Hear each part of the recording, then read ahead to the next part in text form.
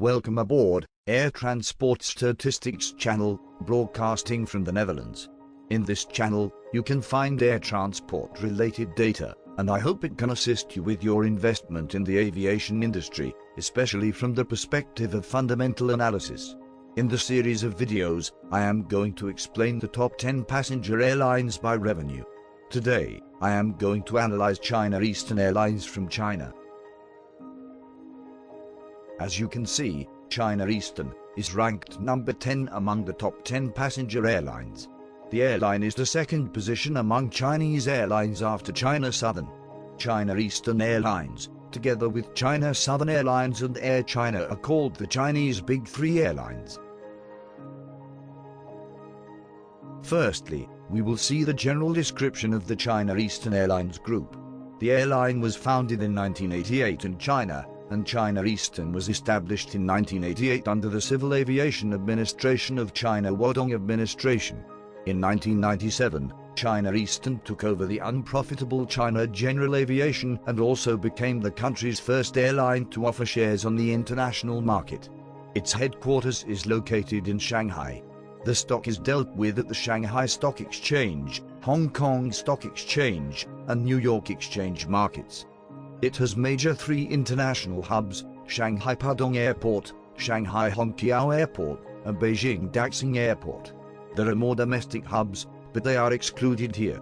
As the name suggests, China Eastern covers mainly the east area of mainland China.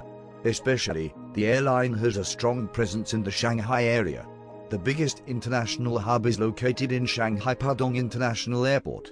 The airport is a bit far from the city center, but is well known for the high-speed rail transport by maglev train. Shanghai Hongqiao Airport is much closer to the city center, but basically limited to domestic flights. There are some short-haul international flights to Tokyo and Seoul. The airline predominantly operates at Shanghai, but after the open of new Beijing Daxing International Airport in 2019, it established new international hub at Beijing. It is a member of SkyTeam since 2011.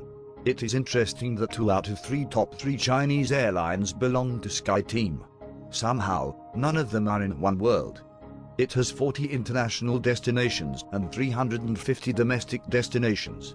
Obviously, the number of domestic connections is pretty high. The group has 81,136 employees. The subsidiary airlines are composed of China Cargo Airlines, which operates freighters. China United Airlines is an LCC, currently belonging to China Eastern. OTT Airlines started its business in February 2020 as a domestic regional airline, which uniquely operates Chinese regional jets such as COMAC aircraft. Lastly, Shanghai Airlines was acquired by China Eastern, which used to be a threatening competitor for China Eastern.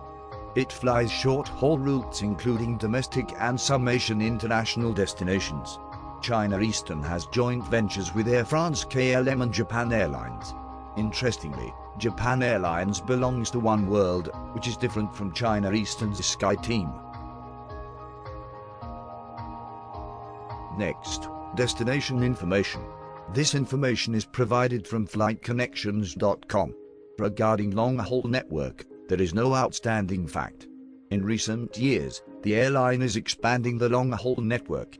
Accordingly, recent increase of long-haul international flight causes a drop of airfares, leading to the deterioration of its profit rate. As the previous number showed, there are an extensive amount of domestic destinations. Mainland China has a very large land area, which is 2.2%, a bit larger than the US land area. Therefore, naturally, it requires extensive domestic air network. This is the business portfolio of the airline. The airline has a high concentration in air transportation sector with 94%. Cargo business amounts to 3.3% within the air transport sector. Here is basic financial information as of December 31st, 2019, therefore, before the corona pandemic. The revenue amount is $17.3 billion.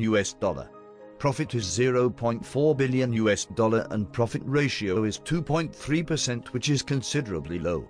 This is also the same for China Southern. asset is $34.5 billion, which is higher than all Nippon and Southwest. Equity ratio is 24.9%, which is number 3 among the top 10 airlines. This is a good result considering the resilience against a shock such as the present pandemic. Market capitalization is $7.1 billion and ranked number 7 as of 23rd of December. The number of yearly passengers is 130 million people. Cargo ratio is 3.3%, which is relatively low compared to other main nation carriers, and ranked number 6. Therefore, the cargo revenue during the pandemic is limited than others. However, the domestic share is 64%, which is very high after American carriers and China Southern. And this is obviously a good sign because, during this pandemic, international border is strictly controlled, especially the Chinese government has imposed pretty strict border control. So, domestic flights are a precious source of revenue. Load factor is 82%, which is number 8, but it is not a bad figure. This shows the revenue and profit of China Eastern. The blue revenue is on left axis, in unit of million $, and the orange net profit rate is right side in percent. Sorry that the display of legend is confusing. It is noticeable that the revenue amount keeps growing, as the Chinese economy also grows almost 10% annually. Plus, China Eastern has gone through several acquisitions of competitors. However, it is also true that the profit rate is fairly stagnated in recent years. Why is it? According to CAPA, long-haul expansion policy by Chinese airlines impacts their profitability. As I mentioned, China Eastern has also developed long-haul flights to the US and Europe, and multiple Chinese airlines do the same thing. Specifically, emerging major airlines such as Xiamen Airlines, Hainan Airlines, and Sichuan Airlines have appeared in long-haul market, so the competition gets harsher. Consequently, airfares dropped, resulting in a decrease in profit. Moreover, I assume that the political tension between the US and China influencing the Trans-Pacific route negatively. Especially, the trade volume decreased between US and China in 2019 compared with 2018. In addition, many of the US's allies follow the US due to the fear of economic sanctions, leading to multiplier impacts on other traffic demands. Meanwhile, during this pandemic era, it is reported that Chinese airlines show recovery due to the revival of domestic flights.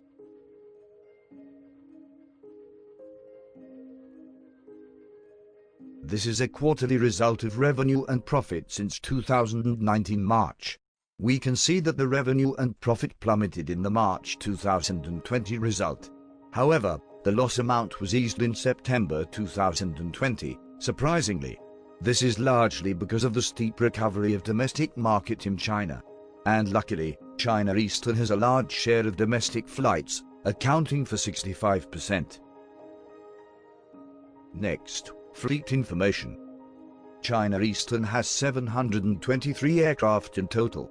Please note that the fleet of other subsidiary airlines is excluded, except China Cargo Airlines. It is noteworthy that the airline has less portion of large and middle-size aircraft, unlike other major Asian network carriers. On the contrary, small-size aircraft surprisingly accounts for 87%. This demonstrates how the airline relies on domestic market. The operation cost of large aircraft is higher, so this is a good result during this era. With smaller aircraft, airlines can operate flights with less demand. The number of cargo aircraft from China Cargo Airlines is few. Additionally, the ratio of large aircraft is low, which means the airline has few aircraft to carry cargo with passenger aircraft. Large passenger aircraft can carry many cargo in their belly section. On the other hand, cargo capacity is limited for narrow-body aircraft. The average age of aircraft is 6.4 years, which is quite young. This means that the airline can minimize the operation cost, but at the same time, it is difficult to retire these aircraft. However, in the case of China Eastern, the domestic demand recovers significantly, therefore presumably there is no need to reduce their fleet size. Lease ratio is 63%, which is very high. If there are many leased aircraft, they have to keep paying for them or even do not use the aircraft, or even they want to lease back the aircraft, though there are some exceptions. It is clearly not favorable in this kind of difficult time.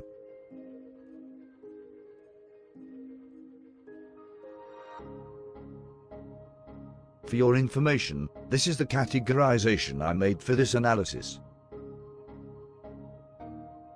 Look at the corona situation in China. I am going to look into this because it is no doubt that COVID-19 affects the air travel demand enormously. Left side shows the number of cases, and the right exhibits the death toll in the country. Surprisingly, China currently has very few cases of COVID-19 at this moment, and no death. The highest numbers were recorded in February with 6,905 cases and 142 daily deaths. This strange surge of the death tolls is the data correction made afterward. I know many people are suspicious about the data from Chinese government.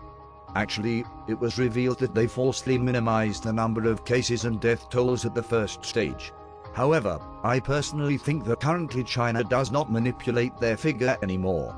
I am not a pro-China person, and rather I am usually quite critical about their misconduct. But to be fair, there is no point in cheating the figure at this moment, in a time that other countries are also suffering from the virus. Anyway, let's assume that this figure is scientifically correct.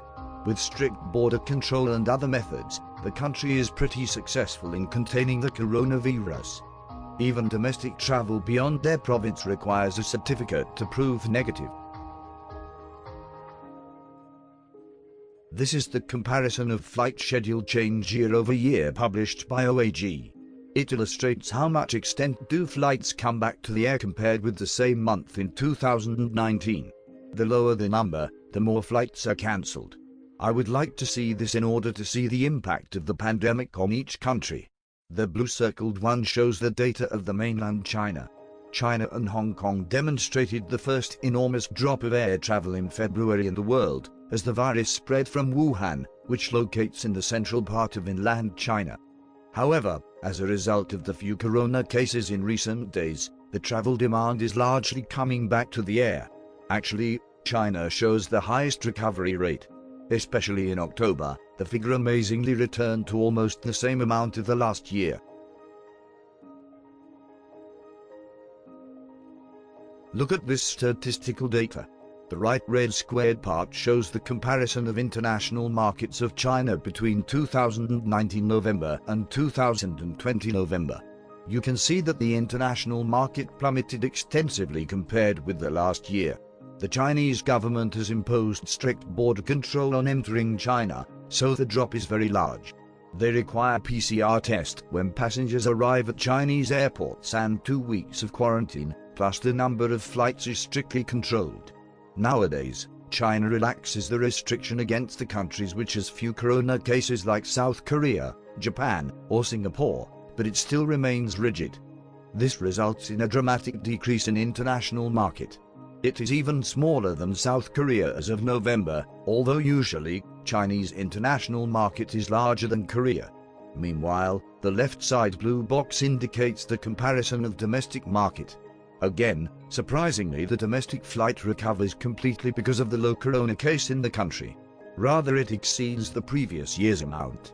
It is reported that now many Chinese citizens travel domestically, instead of going out of the country.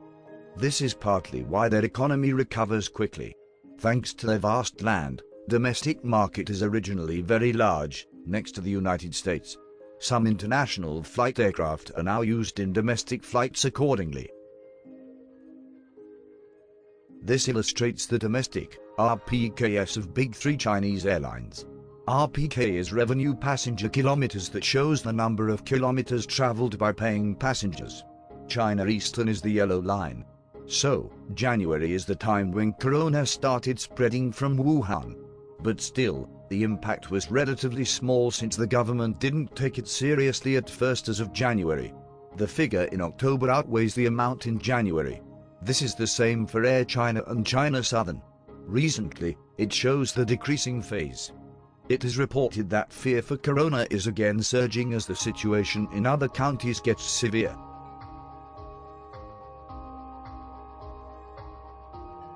This is the stock chart of China Eastern since 1997 at Shanghai Stock Exchange. The unit is Chinese yuan. The current price as of December the 25th, 2020 is 4.58. The lowest price of was scored in 2005. This is 47% amount of the current price. The highest price is 22.81 marked in 2007. I feel that the current price is not so stagnated compared with the lowest figure. Lastly, this is the chart in the last 1 year. Before the corona, the highest price was marked at 5.86, which is 126% of the recent figure, so 26% higher than today. I really feel that the current price is not so low compared with the highest score. The lowest figure is 4.03 marked in March after the pandemic.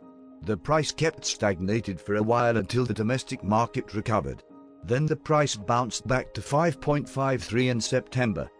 Presumably, due to the negative news in other countries and on other airlines, the price of China Eastern was also influenced and decreased until today, in spite of the fact that the corona case in China is extremely low.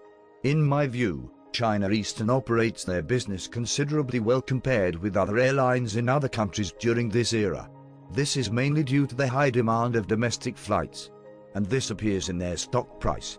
In other words, I think that the price is already high, that there is a little to increase even after the corona vaccination situation. Meanwhile, international flight is hugely diminished at this moment. It is reported that the vaccine from the China Vax has 92% success rate in Turkey. At this moment, I am not sure whether we can trust this figure. But let's assume that this is correct. Then the vaccine will be rolled out in public in China soon. It has already vaccinated the frontline personnels like medical people and staffs at airports. It can be expected that the strict border control will be related gradually in the future. One article mentions that 2021 will see Chinese leisure travelers going overseas as soon as February, making up for the interrupted Lunar New Year holiday they endured this year. I am not sure it is feasible in February, to be honest. But I can expect that in the Lunar New Year holiday, they will see a lot of travelers within China, and the stock price will also react to it. It is planned to vaccinate 50 million people by the Lunar New Year's Day, so we will see more vaccine news in China as well. This is the end of China Eastern analysis. Please remind that your investment shall be done with your responsibility and careful decision. In the next video, I am going to see the case of All Nippon Airways in Japan. Thank you for your attention, and I would like to see you again.